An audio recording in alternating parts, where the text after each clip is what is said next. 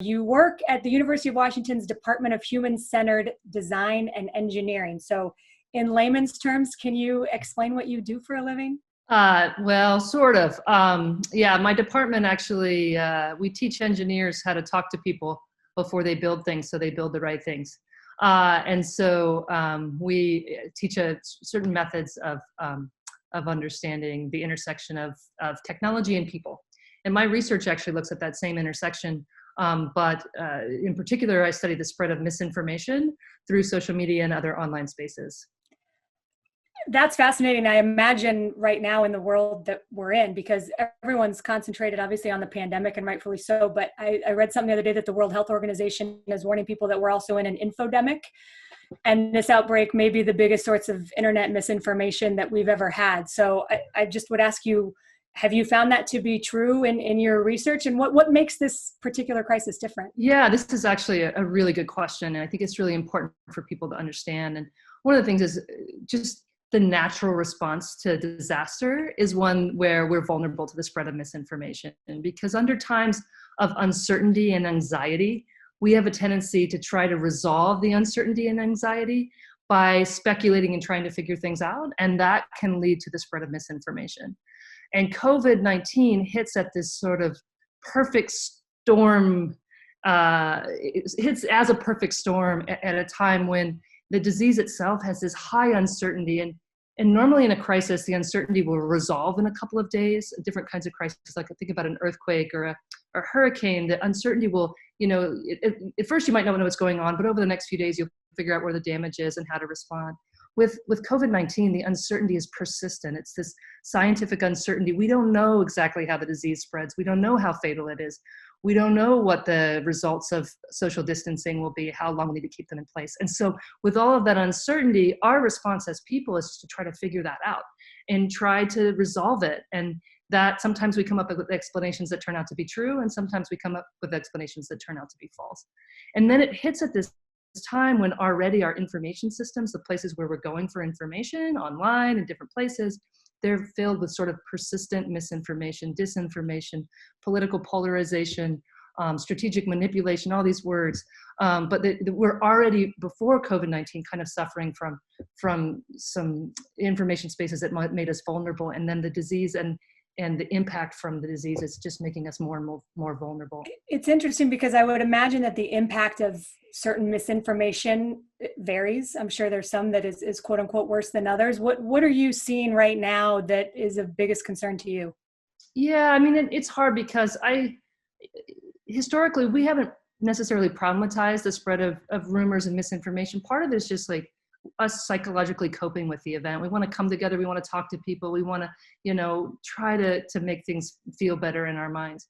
Where it becomes problematic, I guess, in a couple of different ways, is when it's causing us to take actions that might not be healthy for ourselves, our loved ones, or our communities. And so that's when that's problematic, whether it's, health information that's not correct, or information that's encouraging us to gather in ways that might make us spread the disease more, whether that's panicking to all rush to the stores because we heard everything's going to be closed down, or whether that's someone who's encouraging us to go protest physically without masks or something else. So for me, the cases where it becomes dangerous are where, the information translates into real world action that can be dangerous.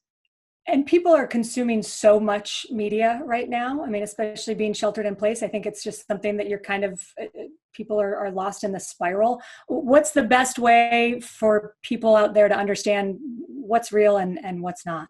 I mean, this is such a hard question. I think what we tell people, in terms of generally how to deal with mis and disinformation, a couple of those things can help. Is the first thing I do is, like, if something's making me feel really angry, or it's playing on my political biases, and it's like, you're like, oh yeah, it's going to stick it to the other side.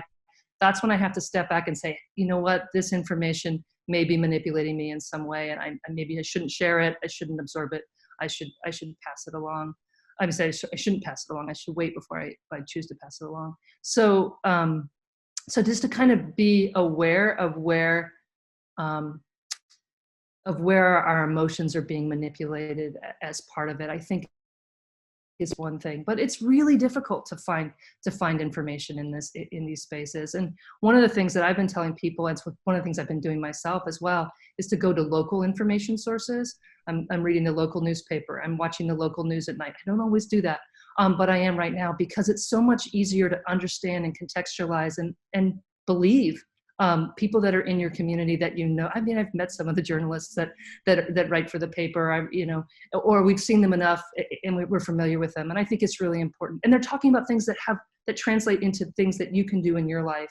And so I think that's one way. And maybe just not spend so much time on the sort of platforms where we get real-time news. That's not going to help. It's not going to help. Maybe just, confine the amount of time you spend each day on those platforms or social media sites or whatever. Those just some of the things I try to tell I don't always take my own advice, but those are the things I've been reminding myself to do. I know that feeling. I'm a parent, so I know that feeling well. Yeah, right. You've studied the effects of social media in other crisis situations. Do you have a sense of what will or won't change in light of this pandemic that we're in? Yeah, I mean, to say this, I've been studying the use of social media during crisis for almost a decade, actually more than a decade now.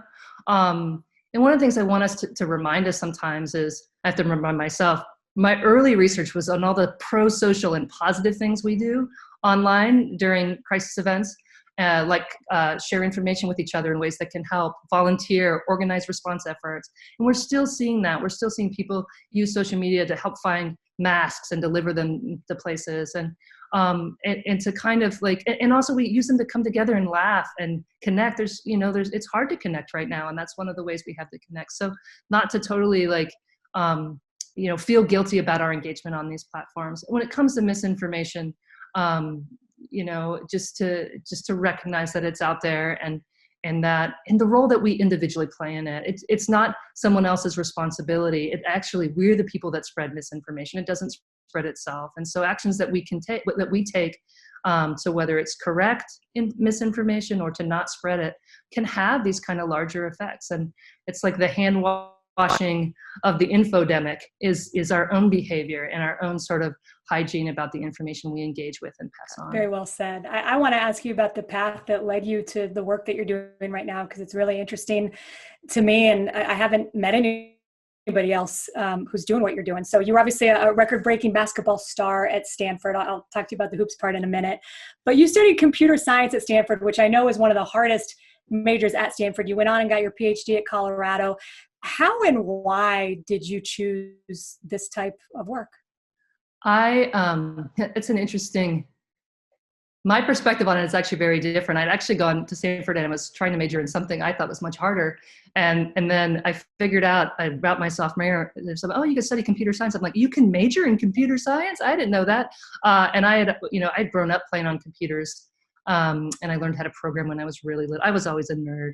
So for me, it was actually an easier major than the one chemical engineering, which is where I started out.